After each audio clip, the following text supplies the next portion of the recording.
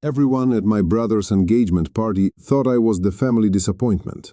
The quiet, forgettable little brother who got invited out of obligation. My brother thought that. His fiancée thought that. My parents definitely thought that. What none of them knew was that I'd been watching them for weeks. I knew exactly what his fiancée was planning. And tonight, in front of 100 of their closest friends, I was going to let her walk right into the trap I'd built for her. But before I tell you about that night, I need to take you back to the dinner where I confirmed everything.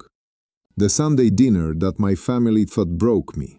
But really, it's the night I decided to end them. My name is Daniel Pham. I'm 32, and every Sunday my mother hosts a family dinner that she calls a tradition, but honestly feels more like a performance review. The star of the show has always been my older brother Michael.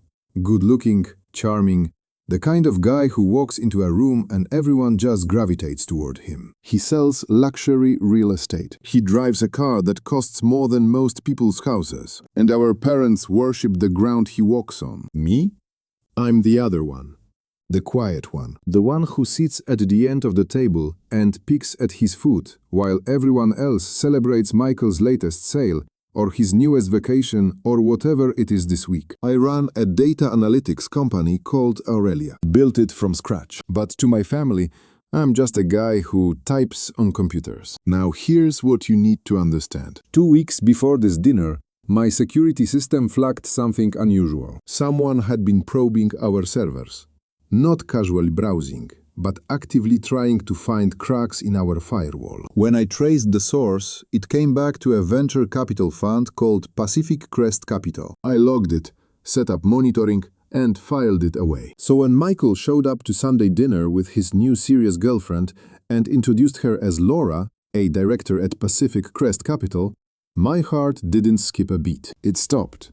I sat there, smiling politely, shaking her hand, and in that moment, every alarm in my head was going off at once. This was not a coincidence. This woman was not here because she loved my brother. She was here because of me. But I didn't flinch. I didn't react. I just sat down, picked up my fork, and played the part they all expected me to play. Dinner orbited around Michael, like it always does. His new listing, his trip to Aspen, his whatever. I was invisible, which was fine. I needed to be invisible. I needed to watch. And then Laura turned to me. "So, Michael tells me you're a programmer, Daniel," she said. And the way she said programmer, like she was describing someone who fixes copy machines for a living, I almost admired how calculated it was. She wasn't making small talk. She was running reconnaissance in real time, right there at my mother's dining table. "I'm a data scientist," I said. "I run my own." She cut me off with this tinkling little laugh. "Oh, that's adorable. You have your own little spreadsheet company. It's so sweet that you have a hobby that pays the bills." The whole table laughed. Not mean, cruel laughter. Worse. The dismissive, patronizing kind. Like I was a child who'd just shown them a drawing and they were all saying, "Oh, how nice, sweetie," before going back to their adult conversation. Michael draped his arm over Laura and grinned. "She's a firecracker, isn't she?" My mother chimed in with that voice she uses when she's pretending to care. "Daniel, dear, we just worry. That world is so unstable. Not like Michael's work. Solid. Tangible." Then my father cleared his throat. When my father clears his throat, it means a verdict is coming. Your brother builds things, Daniel. He deals with people, with real assets. You sit in a dark room and type. We just want you to have a secure future. Every word. A carefully placed brick in a wall they'd been building around me for 30 years. And here's the thing. Even knowing what I knew, even knowing that Laura was a predator casing her next score, it still hurt. That's the part nobody tells you about toxic families. You can see the manipulation clear as day, and it still cuts. Because some small, stupid part of you is still that kid hoping his dad will say, "I'm proud of you."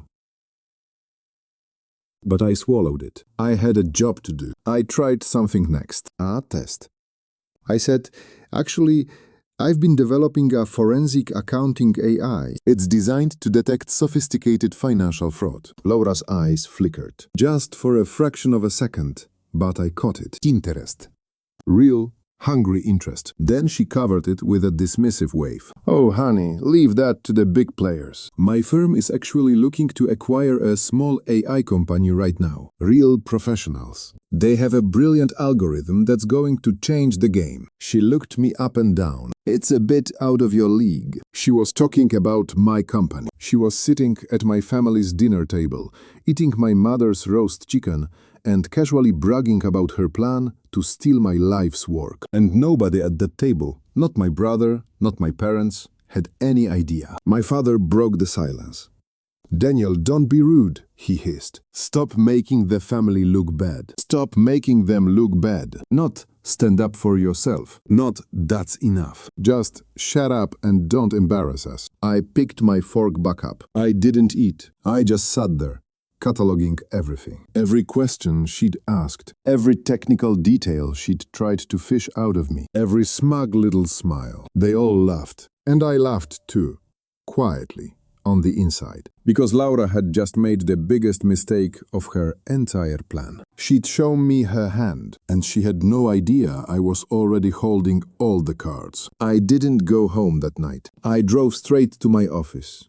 A couple of rented rooms in an unassuming building on the east side of town. The official headquarters of Lotus Analytics. It wasn't glamorous. It was a workspace for me and my co-founder Kevin, and most nights it smelled like cold pizza and burnt coffee. Kevin was exactly where I expected him to be, hunched over a keyboard, 3 monitors glowing in front of him. He'd been my best friend since college, the only person in my life who never once looked at me and saw Michael's weird little brother. He looked up as I walked in, read my face in about half a second. "Sunday dinner?" he said.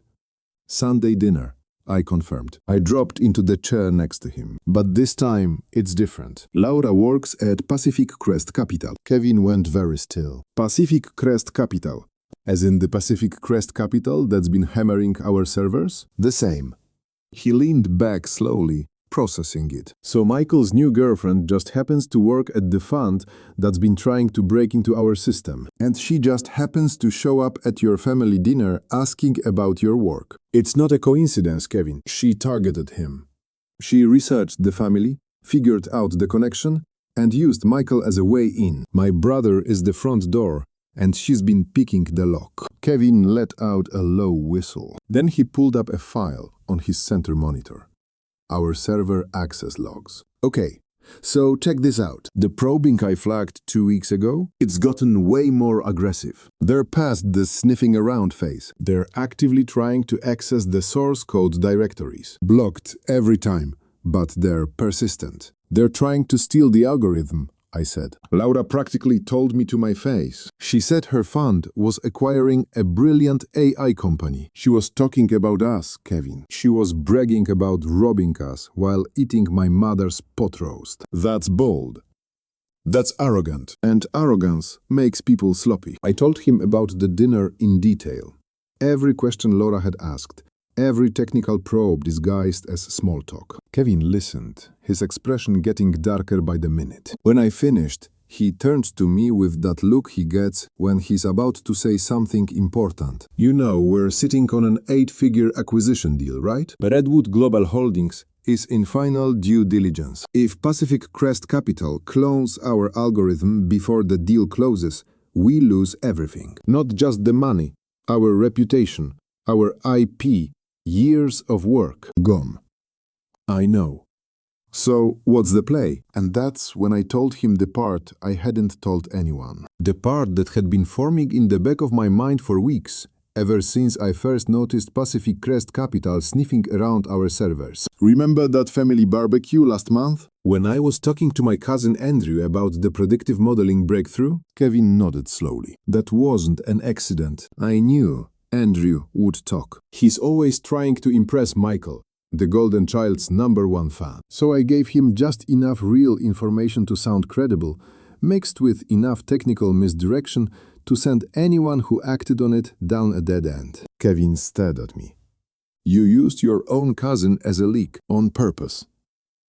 "I used him as a canary in a coal mine. I needed to know if someone in my family was feeding information to the outside. And sure enough, within a week, Pacific Crest Capital's probing shifted. They started targeting the exact areas I'd described to Andrew, the fake ones. So Andrew told Michael, Michael told Laura, and Laura told her team exactly where to dig. Except they've been digging in the wrong place this whole time. Kevin was quiet for a long moment. Then he pulled up another screen. Financial transaction records. I wasn't going to bring this up until I was sure, but since we're laying everything out, he pointed at a line item. Andrew received a $5,000 deposit from a shell company 2 weeks ago. I traced it back through 3 layers. It's Pacific Crest Capital money. I didn't even blink. I know. I saw it hit his Venmo the day after the barbecue. You already knew? I've known everything, Kevin. Every move, every player, every dollar. The only thing I didn't know was Laura's face. Now I have that too. Kevin sat back and looked at me like he was seeing me for the first time. So what do? We build a honeypot. We create a fake vulnerability in our demo server. Make it look like a backdoor into the source code. Irresistible bait for someone who thinks they're smarter than everyone. The moment they access it, we record everything. Keystrokes, screen activity, and audio through their microphone. We get Laura on tape directing the theft. And then? And then we wait for the engagement party. He raised an eyebrow. The engagement party. 100 guests. My whole family, all of Michael and Laura's most important friends and colleagues. And one very special attendee, Harrison, the CEO of Redwood Global Holdings. He's an old friend of my father's. He'll be there. You're going to play the evidence at the party, in front of everyone. I'm going to let Laura destroy herself in front of everyone. All I have to do is press play. Kevin was quiet again. Then a slow, fierce grin spread across his face. You terrifying, beautiful nerd. Let's build that honeypot. We spent the next 72 hours turning our office into a war room. The honeypot was elegant. A section of our demo server designed to look like a vulnerability, complete with breadcrumbs that would lead any hacker straight to it. But the moment they stepped inside, they were ours. Every click recorded, every word captured. We baited the hook by sending a routine system update to all demo users, mentioning a temporary relaxation of security protocols for maintenance. And then we waited. We didn't have to wait long, but Laura wasn't done escalating. What she did next almost made me blow the whole operation. Not because it was smart, but because it was personal. 3 days before the engagement party, Laura convinced my mother to host a family brunch. The purpose, supposedly, was to bring the family closer together before the big celebration. The real purpose became clear about 10 minutes in. We were sitting around my parents' kitchen table. Me, Michael, Laura, my parents, and my cousin Andrew, who couldn't look me in the eye. Laura was glowing, playing the role of the perfect future daughter-in-law. And then she made her move. I've been thinking, she said, her voice sweet as antifreeze, about how wonderful it would be if Michael and Daniel could work together. A partnership. Daniel has all this tech knowledge, and Michael has the business connections. Wouldn't it be amazing if they combined forces? My mother lit up like a Christmas tree. Oh, that's a beautiful idea. What Laura was actually proposing, and everyone at that table was too charmed or too stupid to see it, was that I hand over my intellectual property, gift-wrap my algorithm, and hand it to Michael, who would hand it to Laura, who would hand it to Pacific Crest Capital. A family-friendly, hostile takeover. My father nodded like a judge delivering a ruling. That's sensible. Family should help family. I said carefully, I appreciate the thought, but my company's in a complicated phase right now. It's not really the right time for... My mother cut me off. The warmth vanished from her voice like someone flipped a switch. We have always supported Michael because he's willing to share. He's a team player. You've always been selfish, Dania. Even as a child. Selfish. For building something on my own after they refused to help me. Selfish for not handing it over to the son they actually loved. Laura delivered the kill shot. She turned to me with this look of exaggerated pity and said, I just think it's sad that Daniel would rather hoard his little project than help his own brother succeed. But I guess some people are just wired that way. I wanted to flip that table over. I wanted to pull out my phone and show them the server logs, the recordings, the $5,000 payment to Andrew. I wanted to watch Laura's face crumble in real time. But I didn't, because the party was 3 days away, and the audience at that party was worth 100 family branches. So I took a breath. I looked down at my plate, and I said quietly, "You're right. I'll think about it." Laura smiled. My parents beamed. Michael clapped me on the shoulder. They thought they'd broken me. She thought she'd won. My family thought I'd caved. What none of them knew was that every keystroke, every whispered command, every late-night attempt to crack my firewall, I had all of it. Audio, video, tobacco. And in 3 days, 100 of their closest friends were going to see every single second of it. The night of the engagement party, I stood in front of my bathroom mirror for a long time. Navy blue suit, clean shave, calm eyes. I looked like a man going to a celebration. I was a man going to a demolition. I arrived fashionably late. The ballroom was exactly what you'd expect from my family. Over the top. Crystal chandeliers, towering flower arrangements that probably cost more than my first car. A string quartet playing something soft and forgettable. A giant screen behind the stage cycled through a slideshow of Michael and Laura. Perfect smiles. Exotic vacations. A live curated for an audience. 100 people filled the room. Business associates, family friends, people who mattered to my parents' social standing. Everyone dressed sharp. Everyone murmuring polite things about what a beautiful couple they made. It was a room built on appearances, and tonight I was going to tear every single one of them down. My mother spotted me first. She gave me a tight little wave from across the room. The kind you give a neighbor you don't particularly like, but have to acknowledge. Her eyes were already scanning past me for someone more important to talk to. My father was holding court near the bar, shaking hands, laughing too loud. Classic. Richard Miller. Power networking. It didn't take long for the happy couple to find me. Michael swaggered over with a champagne glass in one hand and Laura attached to his other arm like a designer accessory. "There he is," he boomed, clapping me on the shoulder hard enough to rattle my teeth. "Glad you could make it, little brother. For a second, I thought you might be too busy with your, you know." He waved his hand vaguely, like my entire career was too abstract for him to grasp. Laura smiled at me, venomously sweet. "We were just talking about you, Daniel. I was telling Michael how impressed I am with your dedication. It's so rare to see someone so passionate about their little projects. 3 days ago, that would have been the bait." She wanted me flustered. He wanted the awkward little brother to stammer and retreat. But I wasn't that person anymore. I'm not sure I ever was. I smiled back. Warm. Genuine, completely in control. "Thanks, Laura. Actually, my little project is about to have a very big week. I can't wait to see what the future holds." Something shifted behind her eyes, a flicker of confusion. That wasn't the script. I wasn't supposed to be confident. I wasn't supposed to look like I knew something she didn't. Before she could recalibrate, a man with silver hair and an aura of quiet authority approached our group. My pulse ticked up exactly 1 notch. Harrison. Right on time. My father practically jogged over, his face stretched into that sycophantic grin he reserves for people who are richer than him. "Harrison, so glad you could make it. You know my son Michael, of course. And this is his brilliant fiancée, Laura." Harrison shook their hands politely. Then his eyes landed on me. A pause.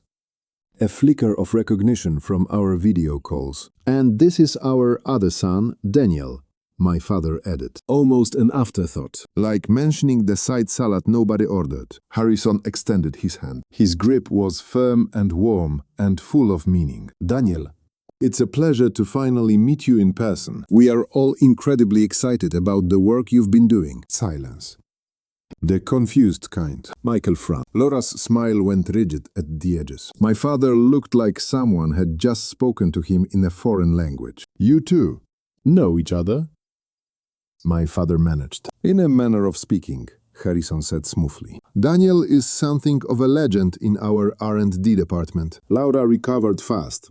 I'll give her that. She jumped in with a light laugh, trying to steer the moment. Oh, Daniel is just full of surprises. I hope one day your company gets noticed by a big fund like mine. You just have to keep dreaming, right? That was the line. The final arrogant jab. The last time she would ever look down at me. I gave her a serene smile. You know, Laura, I said just loud enough for our little group to hear.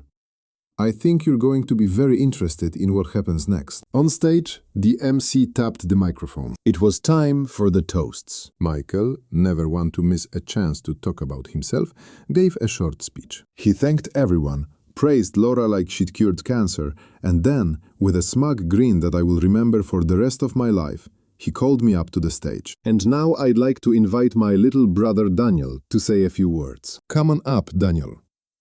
Don't be shy.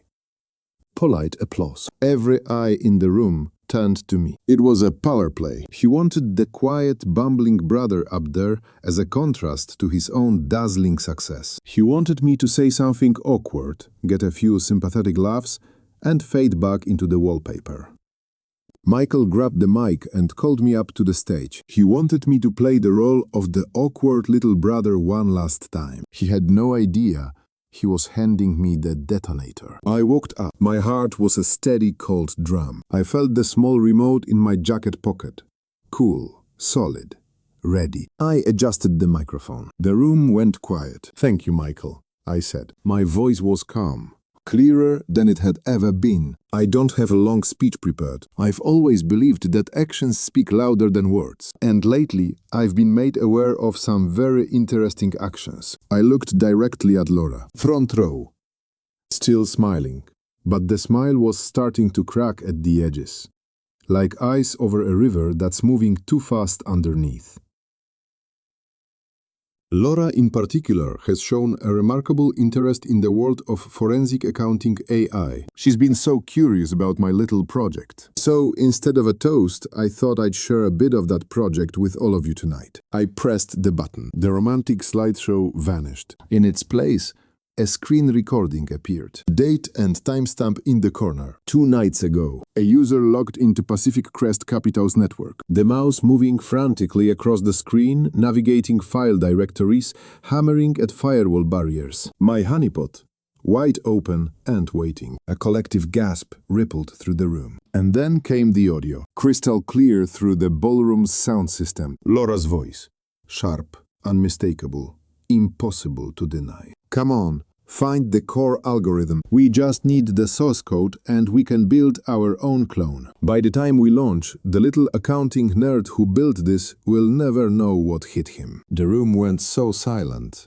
I could hear the ice settling in someone's glass 30 feet away. Laura's face drained of color. Not slowly, all at once, like someone had pulled a plug. She looked like she'd been turned to stone. Her mouth opened, then closed, then opened again. No sound came out. The video kept playing. It showed her directing a small team, barking orders, pointing at my stolen file structure on screen. It captured her frustration when certain directories wouldn't open. It recorded her greed, her contempt, her absolute certainty that the little accounting nerd would never fight back. Michael stared at the screen, then at Laura, then back at the screen. His face cycled through confusion, disbelief, and something that looked a lot like horror. When the recording ended, I let the silence sit. I let the last echo of Laura's voice, "We'll never know what hit him," hang in the air like smoke. Then I turned back to the microphone. The little accounting nerd she's referring to, that's me. My voice rang across the ballroom. The company she was trying to steal from, Lotus Analytics. That's my company. I built it from scratch, without a dollar of help from anyone in this room. I paused. Let that land. And there's one more thing. I looked at Harrison, who was watching the scene with a grim, focused expression. Then I turned my gaze back to Laura. You said your fund was looking to acquire a brilliant AI company. You were right to be interested. Redwood Global Holdings, Mr. Harrison's company, finalized that acquisition this morning. Another ripple through the crowd. Harrison gave a single slow nod. As part of that deal, I've accepted a new role leading their AI innovation division. I looked directly into Laura's eyes. So, in a way, Laura, you were right about my work. Your fund is very interested in it. The difference is, as of tomorrow morning, I'm your boss's boss. Laura lunged. She actually lunged toward the stage, one hand reaching for the remote, the other pushing past a stunned guest. "Turn it off," she screamed. "He's lying. This is fabricated." Michael caught her arm and pulled her back, but not gently, not protectively. More like a man trying to distance himself from something toxic. He shook her off and stepped away, his face a mask of disgust and public humiliation. Harrison stood. He didn't raise his voice. He didn't need to. The room was already hanging on every breath. He looked at me and said simply, "That was unorthodox. But the evidence speaks for itself." A woman with a severe haircut near the back, I'd later learn she was Laura's managing director, was already on her phone, speaking in low, rapid tones. The kind of call that ends careers. Harrison gave me a final nod. Not just acknowledgement. Respect.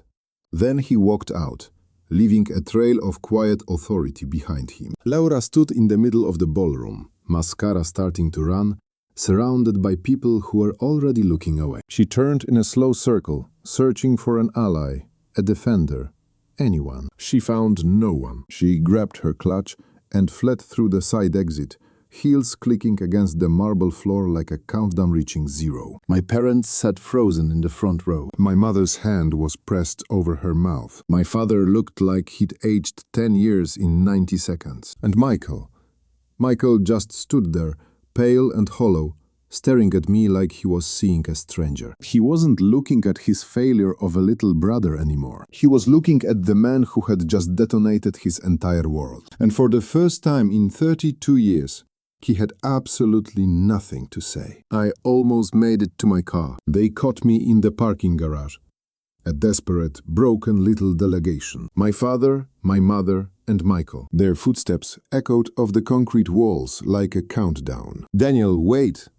My father's voice bounced around the empty space. It sounded smaller out here, away from the ballroom, away from the audience he performed for. I stopped walking, but I didn't turn around. I just stood there, keys in my hand, and waited. "You can't just walk away," my mother said. Her voice was shaking, not with sadness, but with fury. The kind of anger that comes from losing control. "You have embarrassed this family in a way I never thought possible. You humiliated your brother. You destroyed his future in front of everyone." I turned around slowly. The garage lights were harsh and unflattering. They cast long shadows and stripped away all the polish. No chandeliers out here. No string quartet. Just three people who looked smaller and older than I'd ever seen them.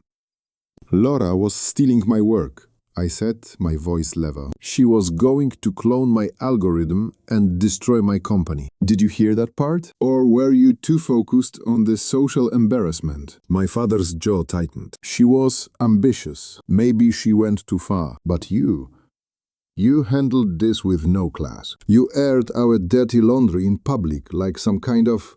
It stopped being our laundry the moment you chose her over me," I said. "It stopped being our laundry every time you praised Michael for breathing and dismissed me for succeeding. You didn't want a sum. You wanted a mirror. And when I wasn't your reflection, you tried to erase me." Michael stepped forward. He looked wrecked, tie loosened, eyes wild, the golden boy tarnish showing through for the first time. "You could have just told me, Daniel. You could have pulled me aside, shown me the evidence. We could have dealt with this privately. A divorce would have been less messy than what you just did." I actually laughed. A real laugh. "Told you?" Told the man who laughed the loudest when his fiancée called my life's work adorable? You wouldn't have listened, Michael. You never listen. You just wait for your turn to talk. That's not fair. Fair? The word tasted like rust. You want to talk about fair? 5 years ago, I asked Dad for $20,000 to build a prototype, a seed investment. He said no, too risky, a computer fantasy. 2 weeks later, he bought you a BMW for being salesman of the month. $20,000 would have been a rounding error on that car. My father opened his mouth. Nothing came out. I built Aurelia with nothing. 2 jobs, no sleep, no support. And when it started to work, when it started to actually become something, you know what happened? You introduced me to a woman who was planning to steal it. And you all sat there and watched her mock me, and you laughed along. A heavy silence fell between us. My mother's eyes were wet, but they were tears of frustration, not remorse. He wasn't crying because she was sorry. He was crying because she'd lost. And then it came out. The thing she'd been holding back all night. We invested everything in Michael, she said, her voice cracking. Your father and I, our savings, our retirement. We put it all into his real estate ventures because we thought he was the sure thing. And now it's gone. All of it. The market turned and it's all gone. The words landed between us like a block of ice. So that was it. That was the math behind 30 years of favoritism. Michael wasn't the favorite because they loved him more. He was the favorite because they'd bet on him. Their entire financial future, their retirement, their legacy, was riding on Michael being the winner. I was the forgotten savings bond collecting dust in a drawer, while they poured everything into their high-yield, high-risk golden child. And their investment had just crashed. I see, I said softly. That explains a lot, actually. So, are you going to help us or not? My father demanded. Even now, even standing in a parking garage with his world in pieces, the man couldn't ask. He could only demand. No, I said, I'm not. My mother made a sound like she'd been slapped. But I will give you one thing, I continued. The truth. I looked at each of them one at a time. My father, stiff and defiant. My mother, trembling with a rage she'd never admit was actually fear. Michael hollowed out, searching my face for the brother he thought he knew. I want you to know something, I said. At that barbecue when Andrew told Michael about my project, I let him. I've known what Laura was doing for weeks. Every dinner, every insult, every time you laughed at me. I was already 10 steps ahead. I just needed you all to keep being exactly who you are. I paused. And you didn't disappoint. The silence that followed was different from any silence I'd ever shared with my family. It wasn't awkward. It wasn't tense. It was the sound of people realizing they had never known someone they'd lived with for 3 decades. It was the sound of a story being rewritten in real time. My mother whispered, "You planned this? All of it?" I protected myself. I corrected her, because nobody else was going to. I unlocked my car, opened the door. Then I stopped and said one last thing. Not out of cruelty, but out of a calm, final honesty. I'm done being your disappointment. I'm done being the backup plan. And I'm done needing your permission to be proud of what I built. I got it. Started the engine. Pulled out of the space. In my rearview mirror, I watched them shrink. 3 people who had spent 30 years underestimating me, finally realizing they never knew me at all. I drove for a long time that night. No destination, just motion. The city lights blurred past the windows, and for the first time in my life, the silence in the car didn't feel lonely. It felt like space, like room to breathe. 6 months later, I'm sitting in my new office at Redwood Global Holdings, Vice President of AI Innovation. I have a team that challenges me, a boss who respects me, and work that actually matters. We are building tools that detect fraud before it happens. My little spreadsheet company is changing the game. I haven't spoken to my family since that night in the parking garage. I hear things sometimes. Through the grapevine, Michael lost most of his clients. Laura is facing a civil lawsuit from Redwood Global Holdings. Andrew left town. My parents are seeing a financial advisor about their retirement, or what's left of it. I don't celebrate any of it. I don't feel satisfaction when I hear bad news about them. I just feel quiet. The kind of quiet that comes after a storm passes and you realize you're still standing. Sometimes I wonder if I went too far. If there was a version of this where I could have protected my company without blowing up my family, maybe there was. But that version required them to see me as someone worth protecting in the first place. And they never did. Not until I forced them to. I'm not telling you this story because I want you to think I'm a hero. I'm telling you because for 32 years, I was the person in the room that everybody underestimated. The quiet one. The forgettable one. The one they talked over and laughed at and dismissed. And if you're that person right now, if you're sitting at someone else's table, shrinking yourself so they can feel big, I need you to hear this. You don't have to stay small. You don't have to wait for their permission. And you sure as hell don't have to play by their rules. Sometimes, the only way to win is to flip the whole board over and walk away. I did.